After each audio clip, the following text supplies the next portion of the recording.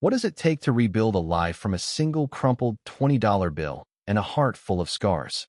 At 18, I stood on the curb outside my childhood home, clutching that lone bill, watching my parents' car disappear down the street. They didn't look back. Not a wave. Not a word of apology, just the taillights fading into the dusk. They'd called me a burden, a dreamer with no future, and left me to fend for myself. That moment burned into my soul, a wound that fueled every step I took over the next 14 years.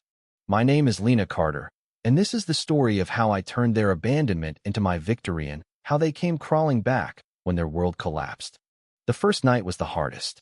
I sat in a dingy diner, the $20 buying me a coffee and a stale donut, my only shield against the cold reality of being alone.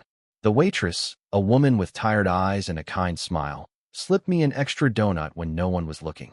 That small act of compassion became my lifeline, a reminder that kindness existed, even if my family had none to spare.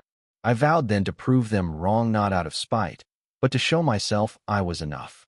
With no home and no plan, I took any job I could find.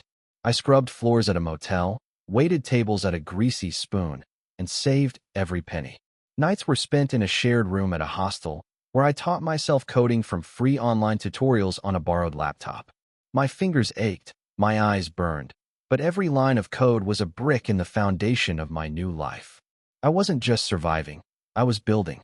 By 22, I'd landed a junior developer job at a small tech startup. The pay was modest, but it was a start. I soaked up knowledge like a sponge, learning from mentors who saw potential in my hunger. I worked late, took on side projects, and saved obsessively. At 25, I launched my first app, a budgeting tool for people like me, scraping by on nothing. It wasn't a hit, but it got me noticed. By 28, I'd co-founded a tech company, Carter Innovations, specializing in financial empowerment tools for the underdog. By 32, we were valued at $50 million, and I was on the cover of Forbes as the woman who built an empire from $20. Every milestone felt like a defiance of that $20 bill, now framed on my office wall as a reminder of where I'd started.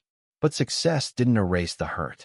I'd hear whispers of my parents' lives, my father's hardware store struggling, my mother's pride keeping them afloat on loans and denial. I didn't reach out. They'd made their choice. Then, one rainy afternoon, 14 years after they'd left me, they walked into my office. My assistant had warned me, but nothing prepared me for seeing them grayer, smaller, their eyes heavy with desperation. My father's voice cracked as he spoke. "Lena, we need your help.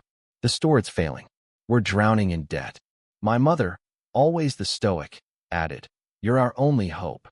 I wanted to laugh, to scream, to throw that framed $20 bill at them. Instead, I sat, silent, letting their words hang in the air. They didn't ask about my life, my struggles, my triumphs. They didn't apologize. They just needed me to save them. Part of me wanted to say no, to let them face the consequences of their choices. But another part, the part that remembered the waitress's kindness, the mentors who believed in me, knew I wasn't them. I didn't need to hold on to their cruelty to prove my worth.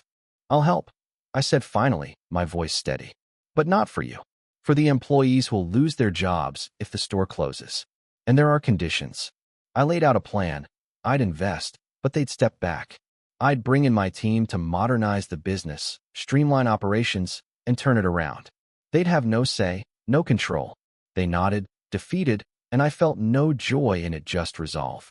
Over the next year, Carter Innovations transformed the hardware store into a community hub, blending tech-driven inventory systems with local outreach.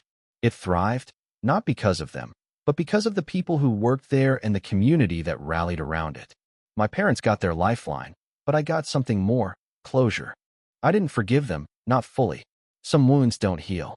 But I learned that strength isn't in holding grudge, sits in rising above them.